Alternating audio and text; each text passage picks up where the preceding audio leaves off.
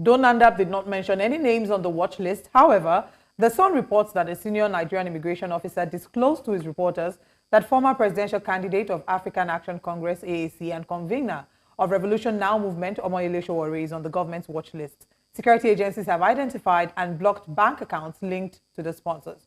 Joining us this morning is the convener of Revolution Now movement, Omoyele Sowore. Good morning, sir. Thank you for joining us. Thank you for bringing me. Thank you. Good morning. In response to this, do you consider yourself at risk? Do you consider yourself one of the sponsors of the protest based on the allegations that have been touted here and there?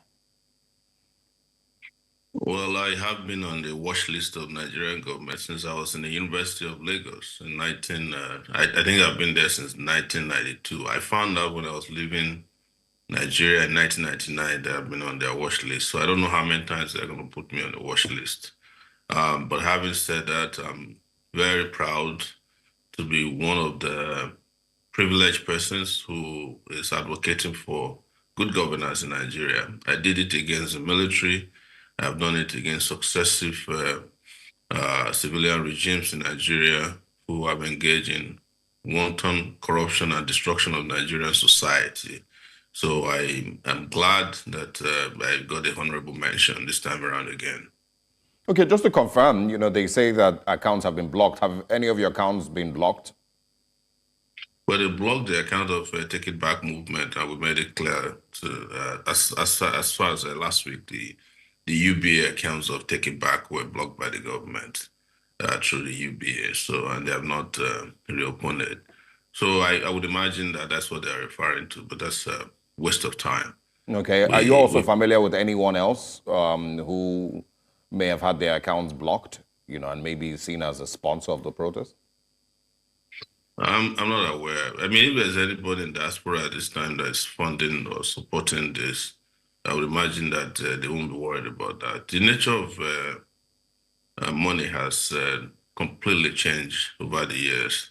The banking system as we have it now is a central system of money transactions. But there's a lot of other ways, digital currencies that are in existence. So I keep saying that these guys live in the past. That's why they still do things the old way. So I don't know anybody else, but I want to say that the diasporans don't need anybody putting them on a watch list.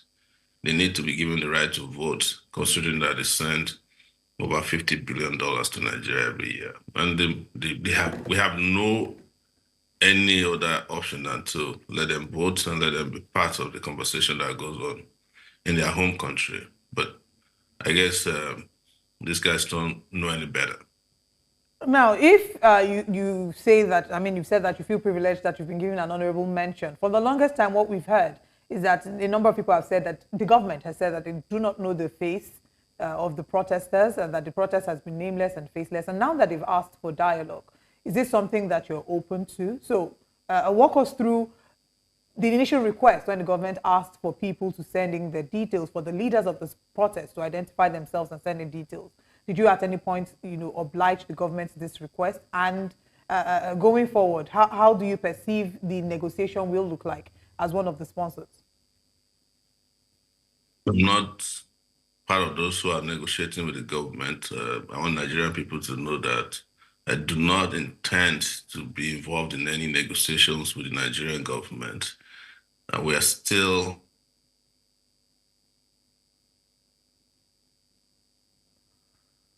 all right. We seem to have a slight issue with the connection with Omoyele Sowore. All right. All right. Go ahead, Mr. Sowore. I think we have you now. Go ahead. Yes. So we don't have any intention to get involved in any phony negotiation, so that tomorrow nobody comes around and said, "Oh, I was part of the people who is negotiating at the back end with the government." No, I'm not involved. I did not intend to be involved. End governance action is still going on as we speak, and the grand finale of the first 10 days will be on the 10th of August. So that's what we're working on right now. All right. Before we come to what the protest will look like from the 10th of August or what the effect might be, in an interview on Arise TV, Comrade Adams Oshiomhole was asked if he knew the protesters. He, of course, said the protest was faceless. He didn't know who the leaders and the sponsors of the protest were. And your name came up. And he referred to you as an absentee desktop leader, a failed presidential candidate, and a politician, in some measure, a politician who is mourning his loss because you're in the political space right now. So you probably do not have the right to be calling names or calling out all the politicians. What response would you have to him? I don't pay attention to Adams Oshiomhole. I knew Adams Oshiomhole as far back as 1992, 1993, 94. They were the ones who sold out Nigerian people with late Pascal Bafia of the NLC at that time. So is a wheeler dealer. Like, what am I mourning? In an election that did not take place? I think they're the ones who are mourning. They are the ones who have to be on TV every morning, just crying and sobbing and trying to defend the indefensible. I don't think it's important to waste my time. And let me just brag a little bit here. I'm a presidential candidate, so I cannot be responding to a senator. Okay, all right, interesting. And you just spoke about the 10 days of the protest. So just share with us, what happens from day 10 if the response, I'm sure that you definitely saw the speech by Mr. President and the second one that was eventually then put down by Bayo Onanuga. But what happens from day 10 if the president's response, the Nigerian government's response, is still not satisfactory according to your standards and your demands? What happens from day 10? We are going to make that decision when we reach that point. So it's we have an internal democratic system and consultation that happens on a regular basis.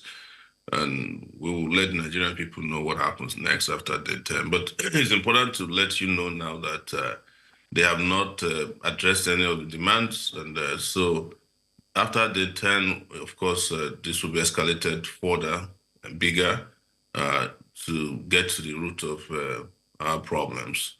So consultations have been made with regards to what will happen after day 10, definitely. Okay. And looking at the protest so far and how it's, taking shape, would you say that the protest has achieved its goal? Would you say it has been a successful protest for the past 8 days? It has been. I think I had this conversation with you guys on the show and several of your shows that when it was building up, nobody thought the protest would last for 1 day. It has lasted for 8 solid days. It has happened all over Nigeria and beyond. And I did not imagine that it would be this successful in terms of participation and level of awareness. I think we must thank the Nigerian people who participated and those who will still participate in further protests, that they have allowed the lion in them to be woken up, and there is no going back. And the fact that nothing else has been done in Nigeria except attending to this protest in the last 10 days, the fact that regardless of provocation, torture, killings, extrajudicial killings, harassments that have been going on, that people have remained steadfast, I cannot imagine anything more successful than this in a long time. So we will continue and we will resolutely and resiliently continue to resist this government. The resistance will grow, I can tell you that. And this is what I said last time I came to Nigeria in May of 2024, just barely 2 months ago, that the revolution that I've been talking about will happen in Nigeria, with or without me. And here we are. All right. And, there's also, certain views that, we've noticed in the last couple of days, which is that those who sponsored, those who supported, those who pushed for the protest should be held responsible for the loss of lives that have, occurred across the country. Different news reports, have 14, 17, different numbers. And of course, even in northern Nigeria. And so what would your response be to those who say that you, as one of the supporters or sponsors of the protest, should be held responsible for the loss of lives and the destruction of property in different parts of the country as a result of the End Bad Governance protest? I think the people who are perpetrating violence already knew that what they did is wrong. and they're already taking responsibility. The army yesterday killed a 16-year-old boy in Zaria, and they had to go on their knees begging the parents, even offering some paltry sum of money of 300,000 naira ahead to the parents. So they already knew what they did was wrong, and they are taking responsibility. That's at the level of Nigerian army. But the police has not taken responsibility. But everybody who engaged in killing peaceful protesters will be made to account for their actions. And that is where we stand on this issue. You have answered this last week here that these are some of the senseless positions taken by pro-government mercenaries who are appearing in, as public opinion leaders, All right. that peaceful protesters should be held responsible for violence that they did not perpetrate.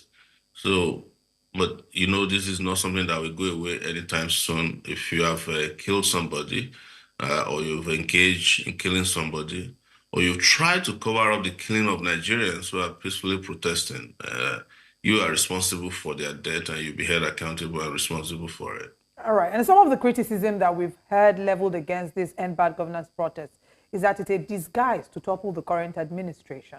What would your response to that be?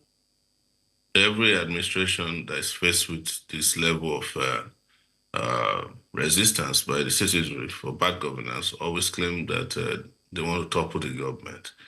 Well, it is the government that's toppling itself with bad policies. So there is no reason responding to something as irresponsible and illogical as this. If people want to topple the government of Nigeria, I don't think they will hide it. They won't hide it. And the people who get into government illegitimately through the back door understand how governments are toppled. However, it's important to note that it rests with Nigerian people to decide which government they want to continue with or not. So I am not going to sit down here and say that if the government keeps killing people, keep killing them with bad policies or using force to annihilate the Nigerian people, that Nigerian people will keep watching them forever. No, that will not happen. So government exists at the behest of the people, not the other way around. What does this mean for you in the coming weeks, months?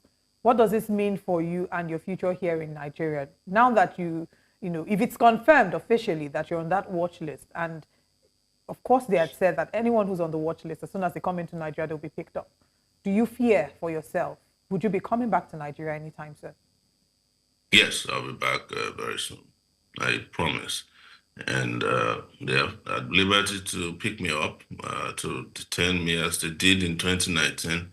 But the focus should be the struggle. It shouldn't be about me. And I have dedicated my life to making Nigeria a better place, a better country, a better society. And I knew from day one that this could cost me a lot, and it has cost me a lot. And there's no going back now. It's too late.